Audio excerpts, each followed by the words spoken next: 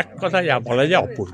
আমি প্রতিটি পশ্চিমবঙ্গের লোককে বলবো তারা যেন একবার দেখে যায়, একবার এখানে এসে দেখে যায় যে রাজবাড়িটা কি সুন্দর, এবং এর যে রেস্টুরেন্টটা ওটা আরও ভালো।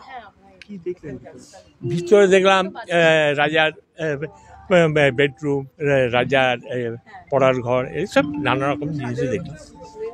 অনেক কিছু আছে, রাজার ফটো টটো অনেক কিছু আছে। আমি অনেকটা আমার কাশিমবাড়ির রাজবাড়ি সম্বন্ধে কিছু জানা ছিল না, অনেক কিছু আমি শিখলাম, অনেক কিছু জানলাম। আমি আমার নেক্সট জেনারেশনকে বলতে পারবো যে কাশিম রাজার বাড়িতে যেন একবার যায় রাজবাড়ি। আমার নাম সুব্রত বসু, আমি বোম্বে থেকে আসছি, আমি চেম্বুরে থাকি। খুব সুন্দর জায়গা, খুব ভালো লাগলো, বারবার আসতে ইচ্ছা করতো, সবাইকে বলবো আসতে। এই প্রথমবার এলাম। আমি কলকাতা থেকে আসছি। হ্যাঁ, রয়েছি এখানে। এই বাড়িতে নেই, রয়েছি বহরমপুরে। হ্যাঁ, পরিবার আছে সব। আমার নাম সুচিব্রত বসু। না, আমি প্রথম না, নিয়মিতই আসি। আমার বাড়ি নদিয়া।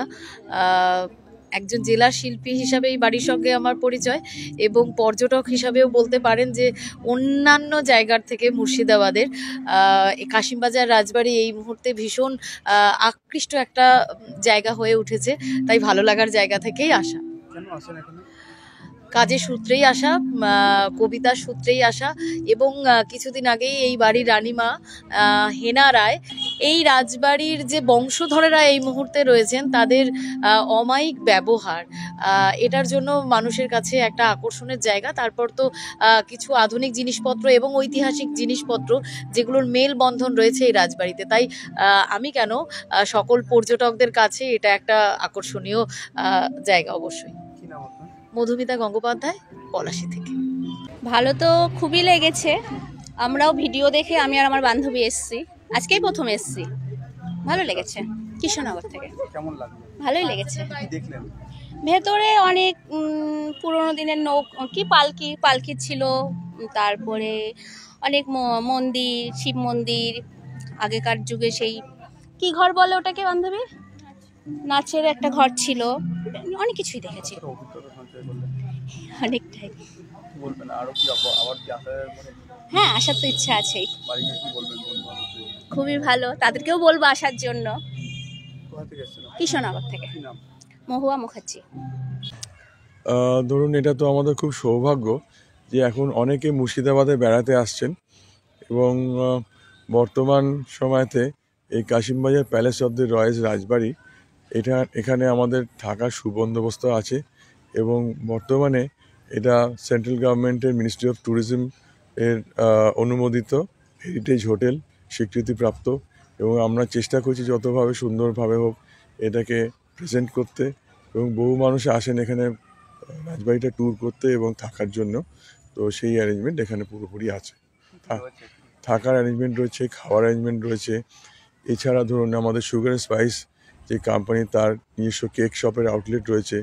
এছাড়া আমাদের প্যালেসিয়া বুটিক আছে, যেখানে আমাদের মুর্শিদাবাদের হ্যান্ডিক্রাফটস, যেমন ছোলার কাজ, মাটির কিছু কাজ, আবার মুর্শিদাবাদ সিল্কের শাড়ি, স্টোল, নানা রকম কুর্তি পিস, এগুলো সব ডিসপ্লেড আছে।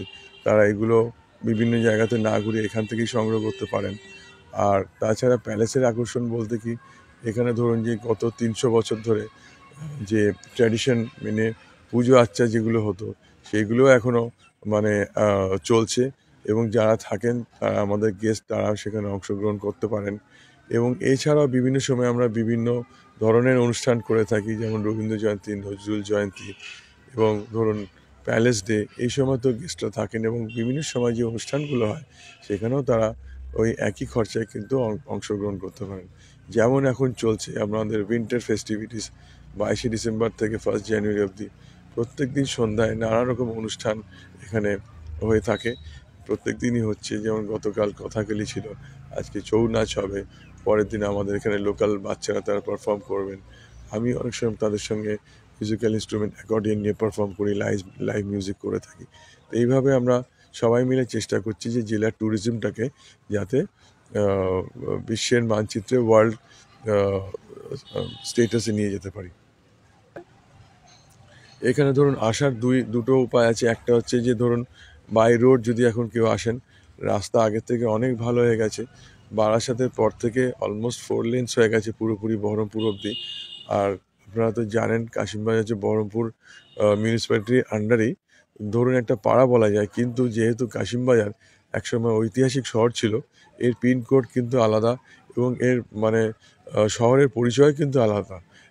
যেমন ঐতিহাসিক শহর হিসেবে এটা আপনারা জানেন যে বন্দর ছিল, it was an international port.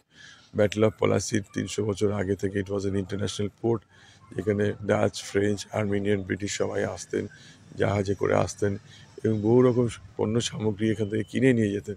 তো সেই জন্য এর একটা স্বতন্ত্র আইডেন্টিটি আছে। আমার নাম পল্লব রায়।